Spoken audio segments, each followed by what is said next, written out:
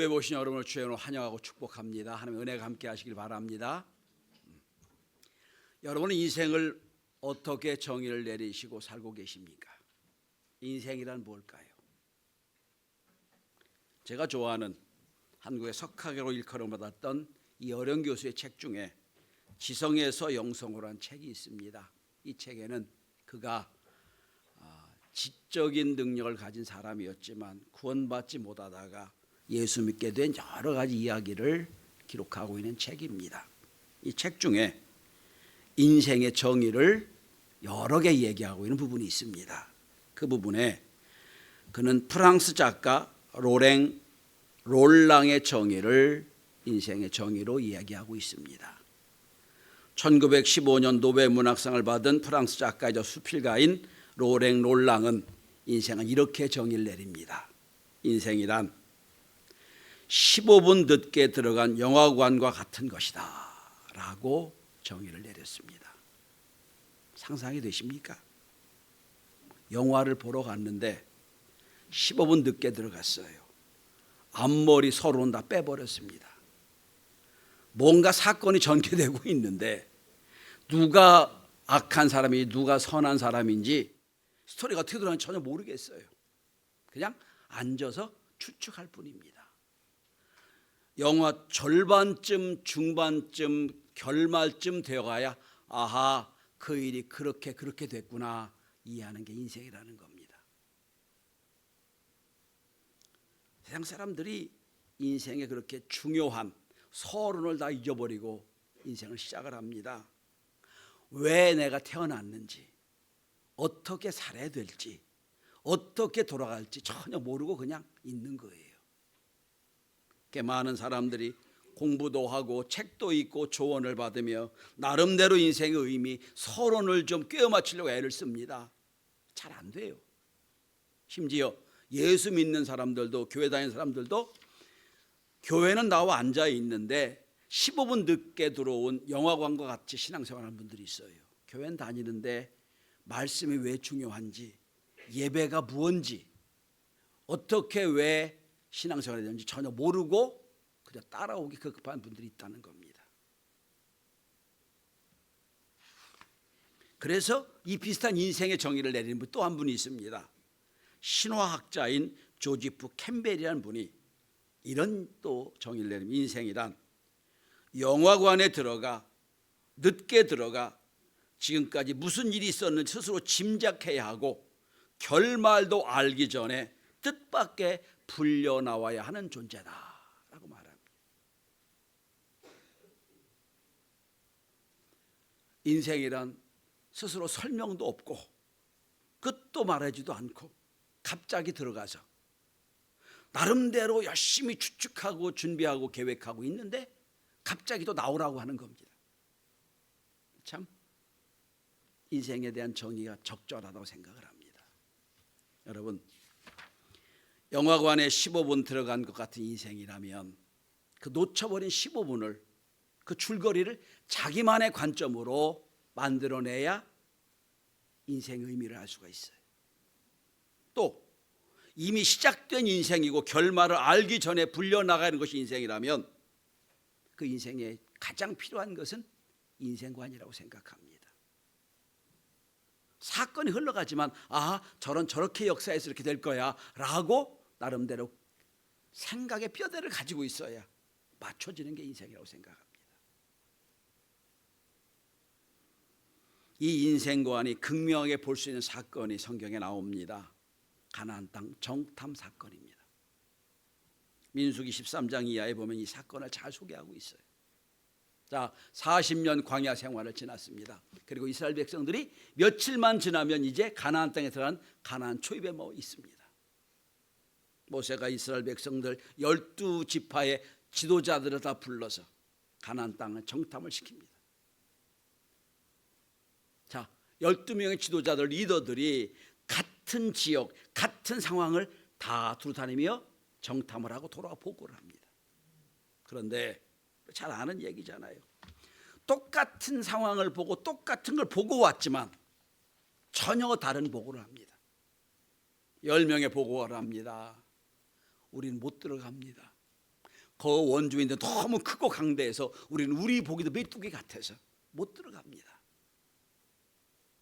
백성들이 여러분 소동일을 합니다. 왜 우리를 여기까지 끌고 와서 우리 죽게 하느냐, 다시 애굽으로 돌아가자. 소동일을 합니다. 두 명의 정탐꾼은 전혀 다른 얘기를 합니다. 아닙니다. 우린 들어갈 수 있습니다. 저들 우리의 밥입니다. 그리고 얘기하는 거예요. 그런데 똑같은 상황을 보고 동일한 고백이 하나 있어요. 그 땅은 젖과 꿀이 흐르는 땅입니다. 너무 좋은 땅입니다. 그래서 포도송이 하나 가지고 오는데 둘이 들만큼 가지고 와요. 너무 잘 된 포도를 갖고 왔다는 거예요. 똑같은 풍요로운 땅 인정하는데 우린 못 들어간다, 우린 들어간다 얘기하는 거예요. 뭐가 달라졌을까요? 10명의 인생관과 2명의 인생관이 달랐기 때문이에요. 10명의 인생관 속에는 하나님이 빠져 있어요. 그게 마치 그들은 광야 40년을 온 것도 자기 능력, 자기 지혜로 생각하는 거예요. 그래서 우리는 못 들어갑니다. 마치 자기 능력이라는 것처럼 생각을 합니다. 그런데 2명의 여호수아와 갈렙의 복은 다르지요. 가나안 여기까지 오기까지 광야 40년을 인도하신 하나님의 은혜가 있으니까, 그 하나님이 함께 계신다면 우리는 저 가나안 땅에 들어갈 수 있습니다. 같은 상황을 보고도 관점이 다르니까 전혀 다른 보고를 하고 전혀 다른 결론을 내리는 거예요.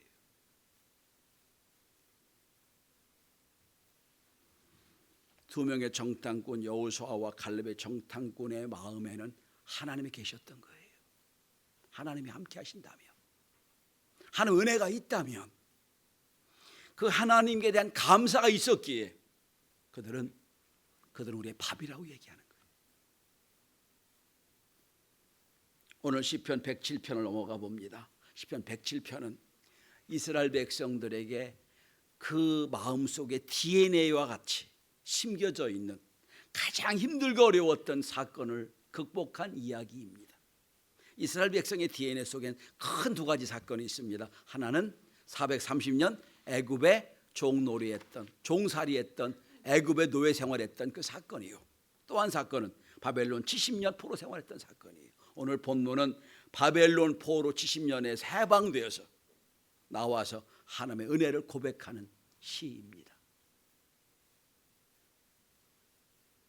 아직은 해방이 돼서 예루살렘에 돌아왔지만 아직은 온전한 예배 처소도 없어요. 그냥 얼기설기 성전 만들어 놨어요. 그리고 성전에 와서 예배를 드리면서 고백한 이야기예요.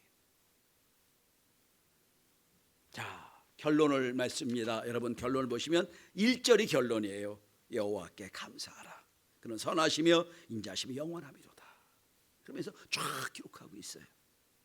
자, 저는 가르치는 걸 좋아하고 여러분 배우는 걸 좋아하는 분들이니까 여러분, 성경에 오늘 시편 107편은 4가지 인생을 얘기하고 있습니다. 한번 보겠습니다. 여러분, 4절부터 9절까지는 광야 인생길에서 방황하는 인생의 이야기입니다.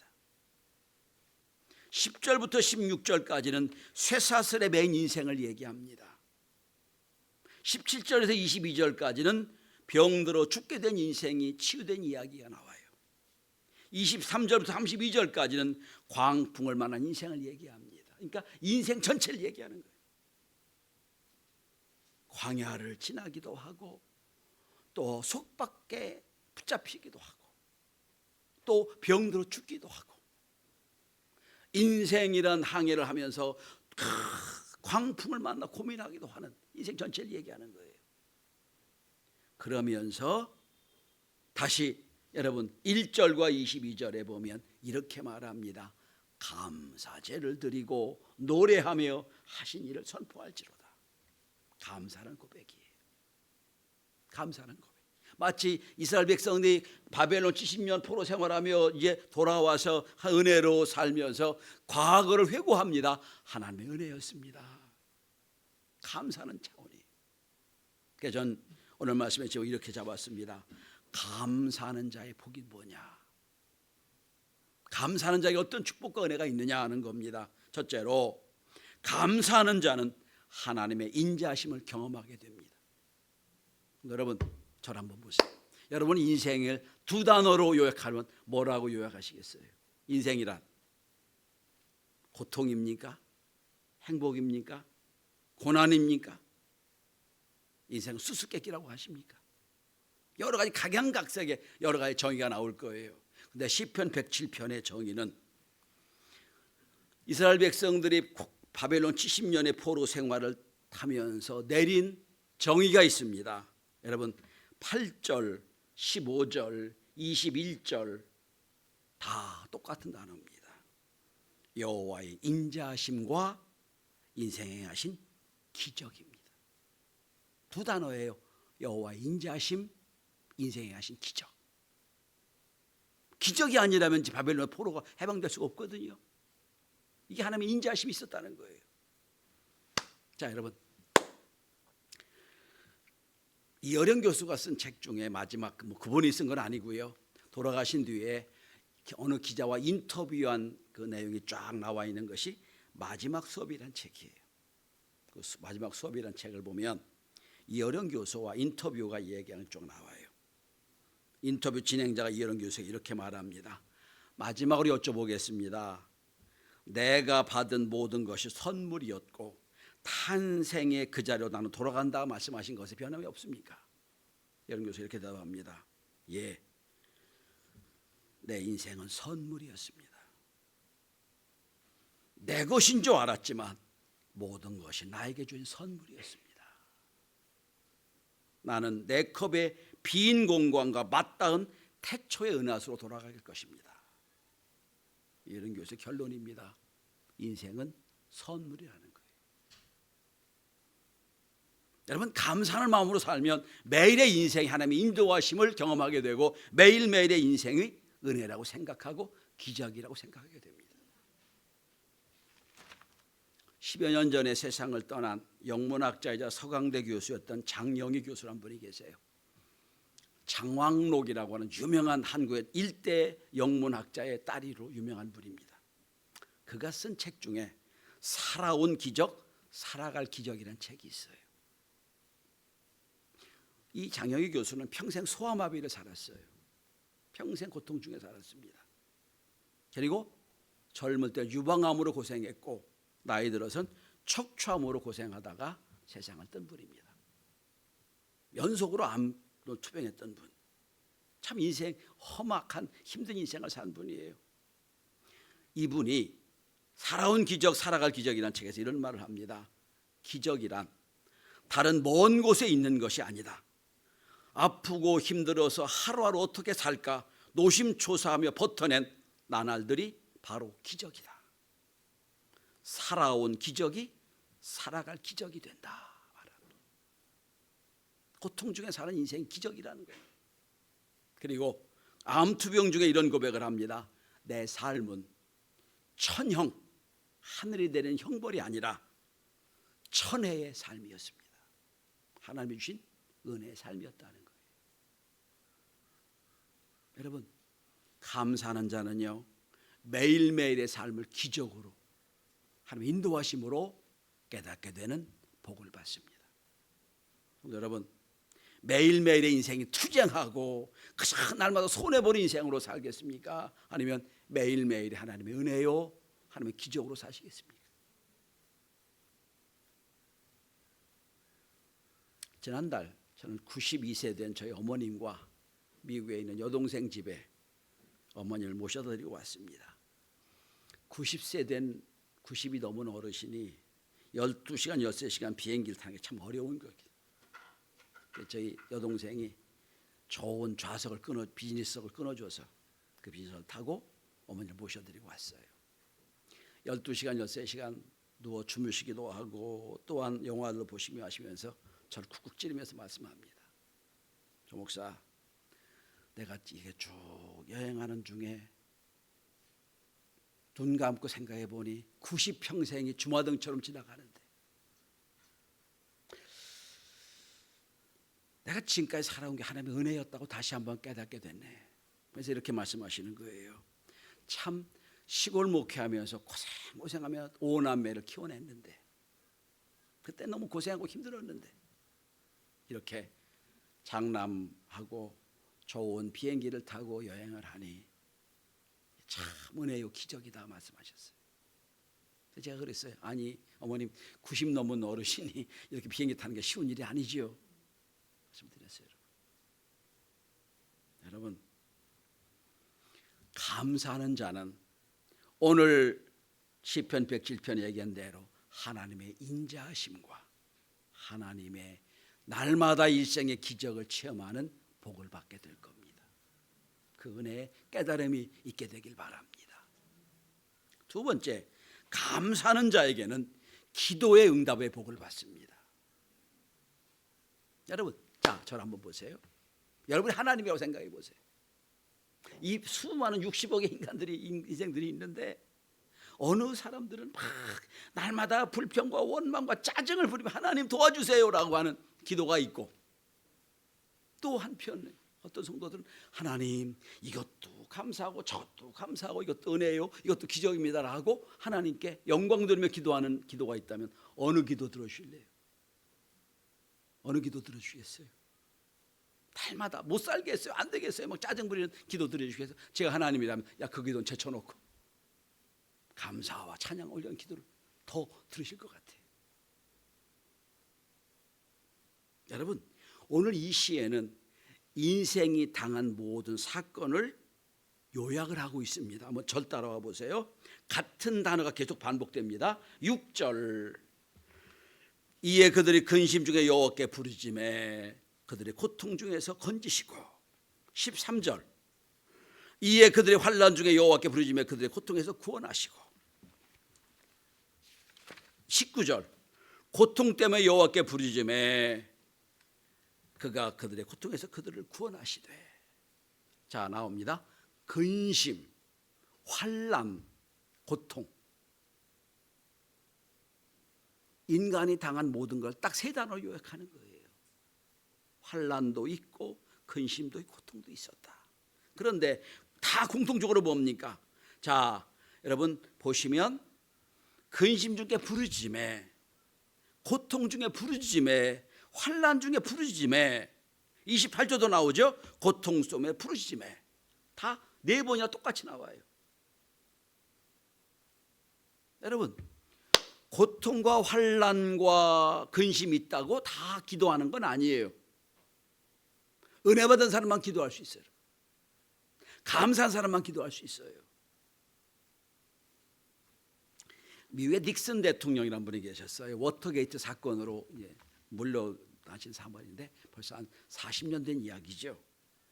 워터게이트 사건이 뭐냐면 대통령이 도청을 한 사건입니다.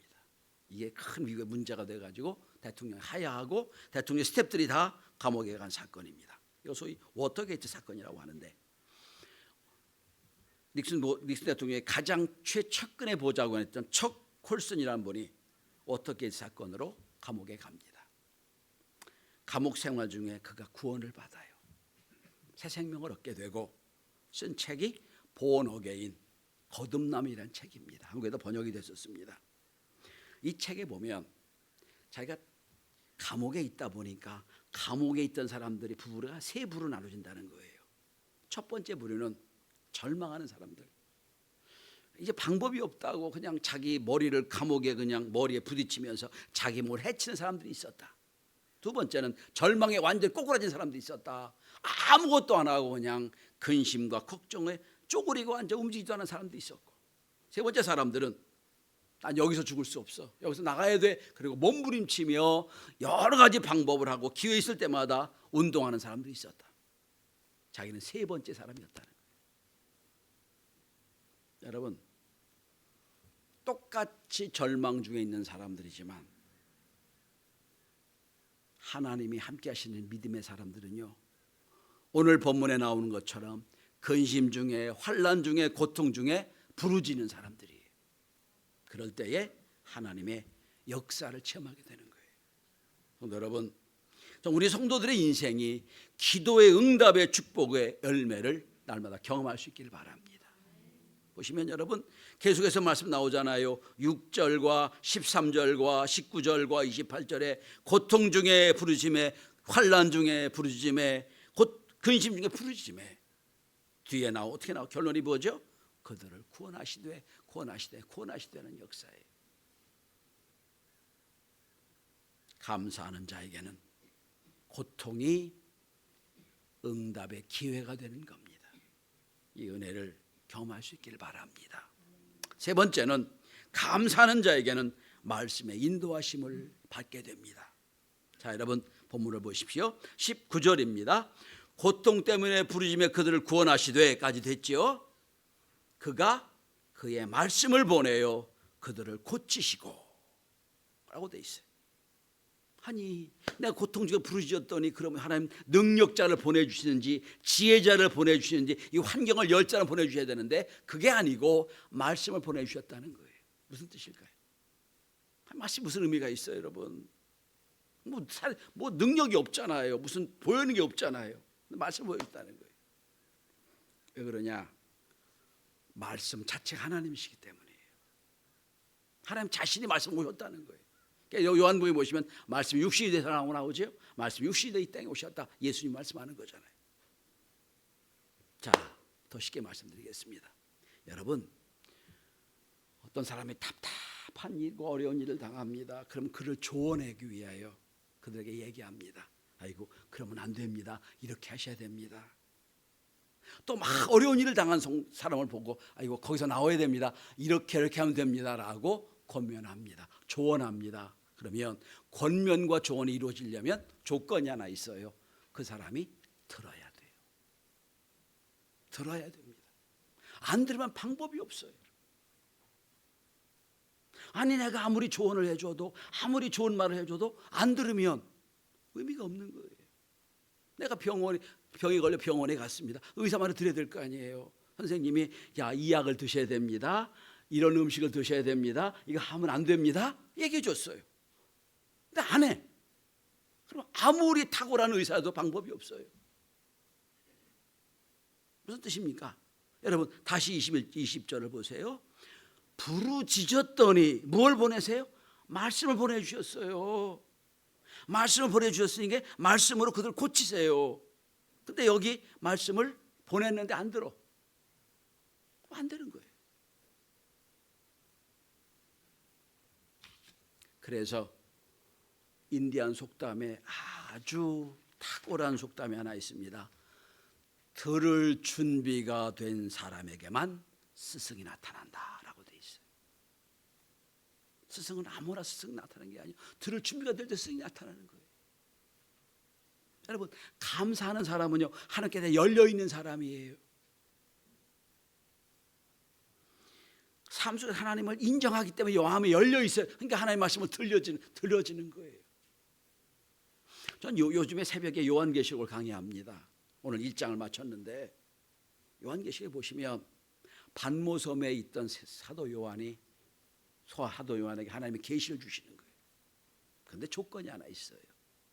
계시를 말씀해 주셔도 듣지 않으면 계시가 이루어지지 않아요. 그래서 사도 요한계시록에 보시면 중요한 단어가 계속 나옵니다. 이 듣다, 읽다, 보다 계속 나와요. 말씀이 들려지고 말씀을 읽는 중에 들려지고 말씀이 보여지고. 근데 거꾸로 말하십니다. 만약에 하나님의 말씀을 말씀하시는데 내가 안 들어, 말씀이 안 읽어, 그러면 아무 의미가 없어요. 감사하는 사람 하나님의 모든 영역에서 하나님을 인정합니다. 말씀을 인정합니다. 말씀을 들어요. 그러니까 그들 고치시는 거예요. 자, 22절 결론을 맺습니다. 우리 22절 우리 다 함께 같이 읽어보겠습니다. 자, 시작. 감사제를 드리며 노래하여 그가 행하신 일을 선포할지로다. 결론입니다. 감사제 예배예요. 자, PPT 좀 준비해 주실래요?